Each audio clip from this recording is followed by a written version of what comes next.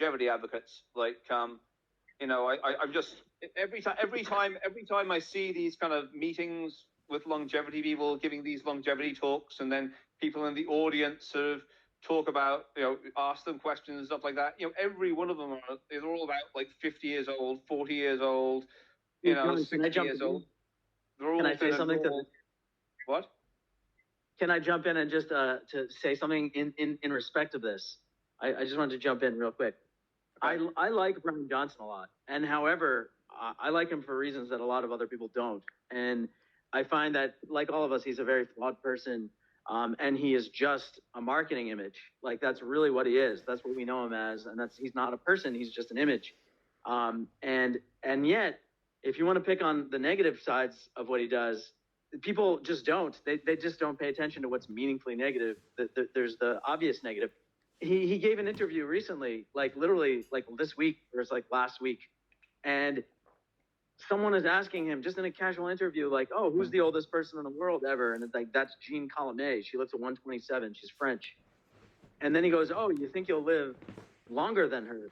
And without skipping a beat, this 45-year-old man or 46-year-old man who's wealthy and whatever, has a huge ego and is trying to market himself to the world, tells him, "Yes, of course I'll live longer, because she just had good genetics, and I'm doing all of the good things."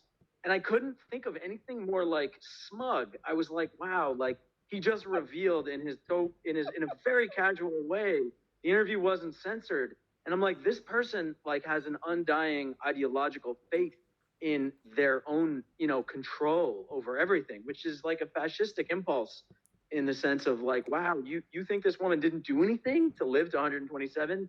You don't think that a lot of things that were in her choice, like just the casual smugness of like, yeah, of course I'll live past 127, when no one's ever done it before, as far as we know, So it's ridiculous. It's not based on science at all. There's no science about it, right? He knows there's no science about it, and he's Mr. Science, right? Which I'll give him credit. He does a lot of good things, and he does voice the uncertainty of his reality, right? Like he's not lying to everybody 100%, but it was just that smugness. In fairness, he tried that implant and made his whole face inflamed, and he did post those pictures. So I guess he has some honesty on his side that way. Yeah, and he has some humility too. Like, I really like him, and like the best take I've heard on him, which I said myself, and then this like 30-year-old guy who's like 15 years younger than me, this genius, this guy Lex, he said it to my face once, and I couldn't believe it. He's like, Brian Johnson's just trying to recreate Mormonism because he got kicked out of it and it didn't suit him. And I was like, yes, that's what I've been saying. Like, he's trying to get back religion because religion is such a wonderful thing, and it is so painful to lose. I know that from personal experience with Orthodox Judaism.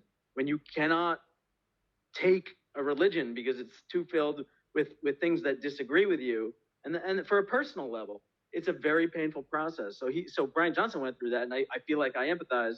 But we're different. But it's a caricature of the arc of someone who loses religion at a young age, that was forced into it. In some ways in a good way, right? There's some good things about being forced into religion when you're young, but losing the good stuff is tough. So anyway, yeah. John, do you have anything to add to this? Just want to make sure you finish the thought. Hi. Yeah. So basically, my view on longevity is, if I was a biologist, if my kind of personal field of inquiry was biology or anything like that, I'd be all over this, and I'd have all sorts of opinions. But my personal I personally have put a lot of effort into physics and philosophy and stuff like that. So I'm not really into the weeds in biology. And because of that, I just mostly ignore longevity. I mean, I'm not going to really pay much attention to longevity until I see longevity people reaching 90, 100, 110. I'm not going to pay much attention to it until I see some results. I mean, if I was into biology, I'd be all over it and sort of investing in it critically and all that kind of stuff. But because it's not my sphere, I'm not going to really pay attention to it until I see the actual output. That's my thoughts. I'll just jump in. A thought that occurred to me right now is, even if they succeeded, even if longevity succeeded, and we suddenly had, you know, it was normal to be 110, 120, 130. The current system would just mine it. They would just make the retirement age 95.